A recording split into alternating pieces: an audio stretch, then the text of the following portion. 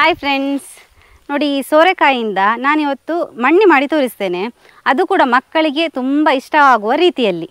ಅದು ಯಾವ ರೀತಿ ಅಂತ ಹೇಳಿ ನೀವೇ ನೋಡಿ.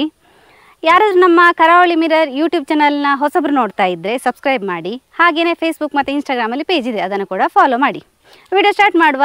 ನಾನು Asha Udupa Kateel. Welcome back to Karavali mirror. ಸೋರೆಕಾಯಿನ ಚೆನ್ನಾಗಿ ತೊಳೆದು ತಂದಿದ್ದೇನೆ. ಇನ್ನು ನಾವು ಇದನ್ನು ಕಟ್ ಮಾಡಿಕೊಳ್ಳುವ.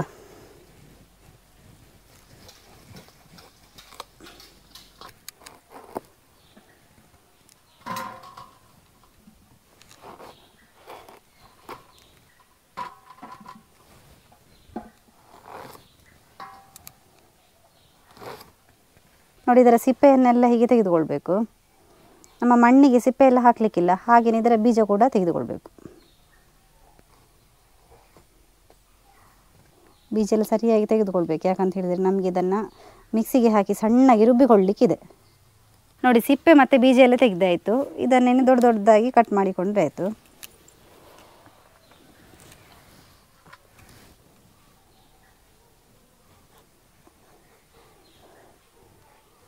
ಸೋರೆಕಾಯಿ ಹೆಲ್ತಿಗೆ ತುಂಬಾ ತಂಪು. ಇದರಿಂದ ಪಾಯಸ ಎಲ್ಲ ಮಾಡಲಿಕ್ಕೆ ಆಗ್ತದೆ. ತುಂಬ ಬಗೆಯ ರೆಸಿಪಿ ಎಲ್ಲ ಮಾಡಲಿಕ್ಕೆ ಆಗ್ತದೆ ಇದರಿಂದ.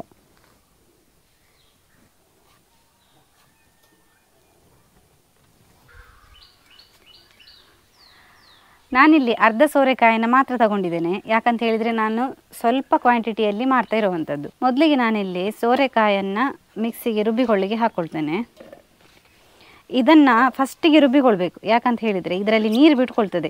ಇದು ಎಷ್ಟು ನೀರು ಬಿಟ್ಕೊಳ್ತದೆ ಅಂತ ಹೇಳಿ ನೋಡಿ, ನಂತರ ನಾವು ಲಾಸ್ಟಿಗೆ ಅಕ್ಕಿಯನ್ನು ರುಬ್ಬಿಕೊಂಡ್ರೆ ಸಾಕಾಗ್ತದೆ. 3/4 ಕಪ್ ಆಗುವಷ್ಟು ಬೆಲ್ಲವನ್ನು ತಗೊಂಡಿದ್ದೇನೆ. ಇದು ಸ್ವಲ್ಪ ಪುಡಿ ಮಾಡಿ ತಗೊಂಡಿರುವಂಥದ್ದು.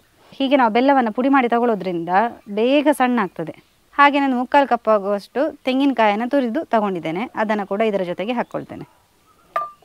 ಹಾಗೆಯೇ ಸ್ವಲ್ಪ ರುಚಿಗೆ ತಕ್ಕಷ್ಟು ಉಪ್ಪನ್ನು ಕೂಡ ಇದರ ಒಟ್ಟಿಗೆ ಹಾಕ್ಕೊಳ್ತೇನೆ. ಇದನ್ನು ಸ್ವಲ್ಪ ಕೂಡ ನೀರು ಹಾಕದೆ ಹಾಗೆಯೇ ರುಬ್ಬಿಕೊಳ್ತೇನೆ. ನೋಡಿ, ಇಲ್ಲಿ ಸಣ್ಣಗೆ ರುಬ್ಬಿಕೊಂಡಾಯಿತು. ಇನ್ನು ನಾವು ಇದಕ್ಕೆ 1 ಲೋಟ ಅಕ್ಕಿಯನ್ನು ತಗೊಂಡಿದ್ದೇನೆ. ಇದು ದೋಸೆ ಅಕ್ಕಿ. ಒಂದು ಅರ್ಧ ಗಂಟೆಗಳ ಕಾಲ ನೆನೆಸಿಟ್ಟಿದ್ದೇನೆ. ಚೆನ್ನಾಗಿ ತೊಳೆದಿದ್ದೇನೆ ಕೂಡ. ಇನ್ನು ಇದನ್ನು ಇದರ ಒಟ್ಟಿಗೆ ಮಿಕ್ಸಿಗೆ ಹಾಕಿ ರುಬ್ಬಿಕೊಳ್ಳುವ. ನೈಸಾಗಿ ರುಬ್ಬಿಕೊಳ್ಬೇಕು. ನೀರು ನೋಡಿಕೊಂಡು ಬೆರೆಸಿದರೆ ಸಾಕು, ತುಂಬ ನೀರಾಗಬಾರ್ದು ನಮ್ಮ ಬಂದ. ಇಷ್ಟು ಸಣ್ಣಗೆ ರುಬ್ಬಿಕೊಳ್ಬೇಕು. ಸ್ವಲ್ಪ ಕೂಡ ನೀರು ಹಾಕಲಿಲ್ಲ. ನೋಡಿ, ಈ ಸೋರೆಕಾಯಿ ಎಷ್ಟು ನೀರು ಬಿಟ್ಕೊಂಡಿದೆ. ನೋಡಿ, ನಾನಿಲ್ಲಿ ಬಾಳೆ ಎಲೆಯನ್ನು ತಗೊಂಡಿದ್ದೇನೆ. ಅದನ್ನು ಈ ಸೈಜಿಗೆ ಕಟ್ ಮಾಡಿಕೊಂಡಿದ್ದೇನೆ. ಇನ್ನು ಇದನ್ನು ಸ್ವಲ್ಪ ಬಾಡಿಸಲಿಕ್ಕಿದೆ. ಇದರಲ್ಲೇ ನಾವು ಬಂದ ಹಾಕಿ ಇಡುವಂಥದ್ದು.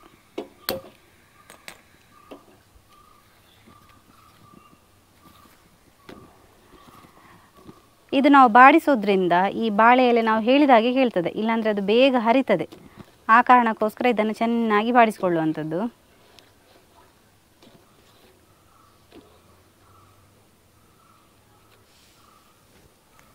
ಇವಾಗಿನ ಮಕ್ಕಳಂತೂ ಈ ಹೊರಗಿನ ಜಂಕ್ ಫುಡ್ ಹಾಗೆ ಹೋಟೆಲ್ ತಿಂಡಿಗಳನ್ನೆಲ್ಲ ತುಂಬ ಇಷ್ಟಪಡ್ತಾರೆ. ಈ ಸಾಂಪ್ರದಾಯಿಕ ಶೈಲಿಯ ಫುಡ್ಡನ್ನೆಲ್ಲ, ಅದು ಕೂಡ ಮನೆಯಲ್ಲಿ ಮಾಡಿದ ಫುಡ್ಡನ್ನೆಲ್ಲ ತಿನ್ನೋದು ಭಾರಿ ಕಡಿಮೆ ಆಗಿದೆ. ಅದಕ್ಕೆ ನಾನಿವತ್ತು ಟ್ರೆಡಿಷನಲ್ ಫುಡ್ಡು, ಆದರೆ ಅದಕ್ಕೆ ಮಾಡರ್ನ್ ಲುಕ್ ಕೊಟ್ಟಿದ್ದೇನೆ. ಅಂತ ಹೇಳಿದರೆ ಈ ಬಾಳೆ ಎಲೆಯನ್ನು ನಾನು ಕೋನ್ ಶೇಪಲ್ಲಿ ಮಾಡಿ ಮಣ್ಣಿ ಮಾಡ್ತಾ ಇರೋದು. ಅದು ನಿಮಗೆ ಹೇಗೆ ಕಾಣ್ತದೆ ಅಂತ ಹೇಳಿದರೆ, ಐಸ್ ಕ್ರೀಮ್ ಇದ್ದು ಕೋನ್ ಬರುತ್ತೆ ನೋಡಿ, ಕೋನ್ ಐಸ್ ಕ್ರೀಮ್ ಅದೇ ಥರ ಕಾಣ್ತದೆ. ಮಕ್ಕಳಿಗೆ ಕೂಡ ತುಂಬ ಇಷ್ಟ ಆಗ್ತದೆ. ಹೀಗೆ ಅಡ್ಡ ಇದ್ದಿದ್ದನ್ನು ಈ ಕೋನ್ ಶೇಪಲ್ಲಿ ಮಾಡ್ತಾ ಇದ್ದೇನೆ ನೋಡಿ.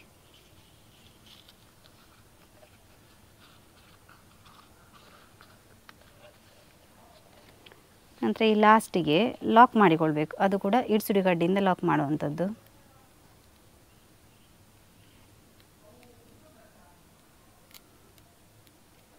ಎಲೆಯನ್ನು ಚೆನ್ನಾಗಿ ಬಾಡಿಸೋದ್ರಿಂದ ನಾವು ಹೇಳಿದ ಹಾಗೆ ಕೇಳ್ತದೆ ಎಲೆ. ನೋಡಿ,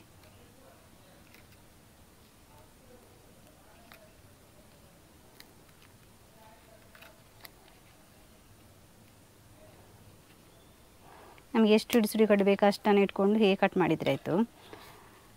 ನೋಡಿ, ನಮಗೆ ಈ ಕೋನಲ್ಲಿ ನೋಡಿ ಲಾಸ್ಟಿಗೆ ಹೋಲ್ ಕಾಣ್ತದೆ, ಅದನ್ನು ಮುಚ್ಚಬೇಕು. ಯಾಕಂತ ಹೇಳಿದರೆ ಇದರಲ್ಲಿ ಬಂದ ಹಾಕಲಿಕ್ಕೆ ಇದೆ. ಎಲ್ಲಿ ಕೂಡ ಹೋಲ್ ಇರಬಾರ್ದು.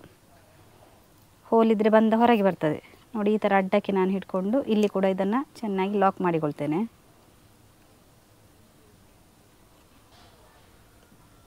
ಒಂದು ಕಡೆಯಲ್ಲಿ ಹಾಕಿದಂಥ ಇಡ್ಸುಡಿ ಮತ್ತೊಂದು ಕಡೆಯಲ್ಲಿ ಹೊರಗೆ ಬಂದರೆ ಲಾಕ್ ಆಗ್ತದೆ. ಎರಡೇ ಕಡ್ಡಿಯನ್ನು ಯೂಸ್ ಮಾಡಿಕೊಂಡು ಈ ಥರ ಕೋನನ್ನು ರೆಡಿ ಮಾಡಿಕೊಂಡಿದ್ದೇನೆ ನೋಡಿ. ಎಲ್ಲಿ ಕೂಡ ಹೋಲ್ ಕಾಣುವುದಿಲ್ಲ ಇವಾಗ. ನಿಮಗೆ ಸೈಡಲ್ಲಿ ಈ ಥರ ಮಾಡಬೇಕಾದ್ರೆ ಗ್ಯಾಪ್ ಏನಾದರೂ ಕಾಣಿಸಿದೆ ಅಂತ ಹೇಳಿದರೆ ಮತ್ತೊಂದು ಕಡ್ಡಿ ಹಾಕ್ಕೊಂಡು ಅದನ್ನು ಲಾಕ್ ಮಾಡಿಕೊಂಡ್ರೆ ಆಯಿತು. ಇದೇ ಥರ ನಾವು ಎಲ್ಲ ಕೋನನ್ನು ರೆಡಿ ಮಾಡಿಕೊಳ್ಳುವ. ನಮ್ಮ ಬಾಳೆ ಎಲೆಯಿಂದ ಮಾಡಿದ ಕೋನ್ ರೆಡಿಯಾಗಿದೆ ನೋಡಿ. ನಾನು ಆ ಕೋನನ್ನು ಈ ಥರ ಒಂದು ಪಾತ್ರದಲ್ಲಿ ಸೆಟ್ ಮಾಡಿ ಇಟ್ಟುಕೊಂಡಿದ್ದೇನೆ. ಮತ್ತು ಮಧ್ಯದಲ್ಲಿ 1 ಲೋಟ ನೀರು ಕೂಡ ಇಟ್ಟಿದ್ದೇನೆ.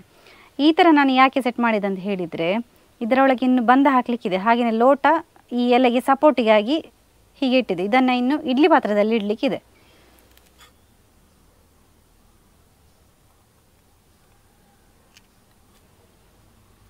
ಮುಕ್ಕಾಲಾಗುವಷ್ಟು ನಾನು ಬಂದವನ್ನು ಹಾಕಿಕೊಳ್ತೇನೆ. ಯಾಕಂತ ಹೇಳಿದರೆ ಫುಲ್ ಹಾಕಿದರೆ ಅದು ಉಬ್ಬಿ ಬರ್ತದೆ ಬೆಂದಾದ ನಂತರ. ಅದಕ್ಕೋಸ್ಕರ ನಾನಿಲ್ಲಿ ಮುಕ್ಕಾಲು ಕೋನಿಗೆ ಬಂದವನ್ನು ತುಂಬಿಸ್ಕೊಳ್ತೇನೆ. ಮುಕ್ಕಾಲು ಕೋನ್ ಅಂತ ಹೇಳಿದರೆ ನನಗೆ 1 ರಿಂದ 1/4 ಸೌಟು ಬಂದ ಹಾಕಬೇಕು ಇದರೊಳಗೆ.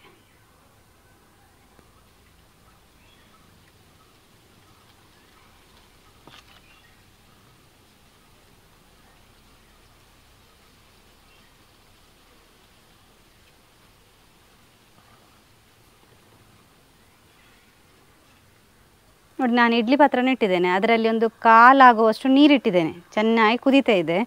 ಇನ್ನು ನಾವು ಬಂದವನ್ನು ಈ ಥರ ರೆಡಿ ಮಾಡಿ ಇಟ್ಕೊಂಡಿದ್ದೇವೆ. ಇದನ್ನು ಡೈರೆಕ್ಟ್ ಇದರ ಒಳಗೆ ಇಡುವಂಥದ್ದು.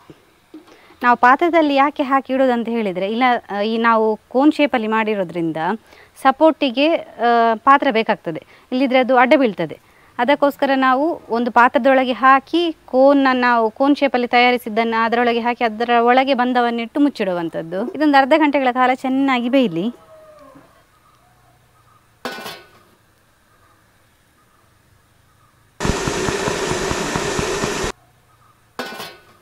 ಚೆನ್ನಾಗಿ ಬೆಂದಿದೆ. ಹೇಗೆ ಬಂದಿದೆ ನೋಡಿ. ಇನ್ನಿದನ್ನು ನಾವು ಕೆಳಗಿಳಿಸುವ. ಸ್ವಲ್ಪ ತಣ್ಣಗೆ ಆದ ನಂತರ ಇದರ ಬಾಳೆ ಎಲೆಯನ್ನು ನಾವು ಬಿಡಿಸುವ. ನೋಡಿ ಹೇಗೆ ಉಂಟು ನೋಡಿ. ತುಂಬ ಚೆನ್ನಾಗಿ ಬಂದಿದೆ. ನಮ್ಮ ಕೋನ್ ಶೇಪಲ್ಲೇ ಇದೆ ನೋಡಿ. ಮಕ್ಕಳಿಗೆಲ್ಲ ಉಂಟಲ್ಲ, ಇದನ್ನು ಬಿಡಿಸಿ ಕೋನ್ ಅಂಥೇಳಿ, ಕೋನ್ ಐಸ್ ಕ್ರೀಮ್ ಅಂತ ಹೇಳಿ ಕೊಟ್ಟರೆ ಉಂಟಲ್ಲ, ತುಂಬ ಖುಷಿಯಾಗಿ ತಿಂತಾರೆ. ಎರಡೆರಡು ಕೇಳಿ ತಿಂತಾರೆ ನೋಡಿ.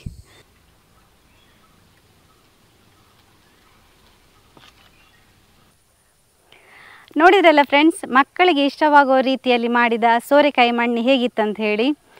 ನಿಮ್ಮ ಮನೆಯಲ್ಲಿ ಈ ರೆಸಿಪಿ ಟ್ರೈ ಮಾಡಿದರೆ ಮಕ್ಕಳು ಒಂದಲ್ಲ ಎರಡೆರಡು ಕೇಳಿ ತಿಂತಾರೆ ನೋಡಿ. ತುಂಬಾ ಚೆನ್ನಾಗಿ ಬಂದಿದೆ. ಸ್ವೀಟ್ ರೆಸಿಪಿ ಕೂಡ, ಯಾಕಂತ ಹೇಳಿದರೆ ಬೆಲ್ಲ ಹಾಕಿ ಎಲ್ಲ ಮಾಡಿರ್ತೇವೆ. ನೀವು ಕೂಡ ಈ ರೆಸಿಪಿಯನ್ನು ತಪ್ಪದೆ ಮನೆಯಲ್ಲಿ ಟ್ರೈ ಮಾಡಿ. ಹಾಗೆಯೇ ಈ ರೆಸಿಪಿ ಇಷ್ಟ ಆದರೆ ನಿಮ್ಮ ಫ್ರೆಂಡ್ಸ್ ಜೊತೆ, ರಿಲೇಟಿವ್ಸ್ ಜೊತೆ ಎಲ್ಲ ಹೆಚ್ಚು ಶೇರ್ ಮಾಡಿ. ಯಾರಾದರೂ ನಮ್ಮ ಚಾನಲ್ನ ಹೊಸಬ್ರು ನೋಡ್ತಾ ಇದ್ದರೆ ಸಬ್ಸ್ಕ್ರೈಬ್ ಮಾಡೋದನ್ನು ಮಾತ್ರ ಮರಿಬೇಡಿ. ಹೀಗೆ ನಮ್ಮ ಚಾನಲ್ನ ಸಬ್ಸ್ಕ್ರೈಬ್ ಮಾಡಿ, ಸಪೋರ್ಟ್ ಮಾಡಿ, ಫಾಲೋ ಮಾಡ್ತಾ ಇರಿ. Thank you.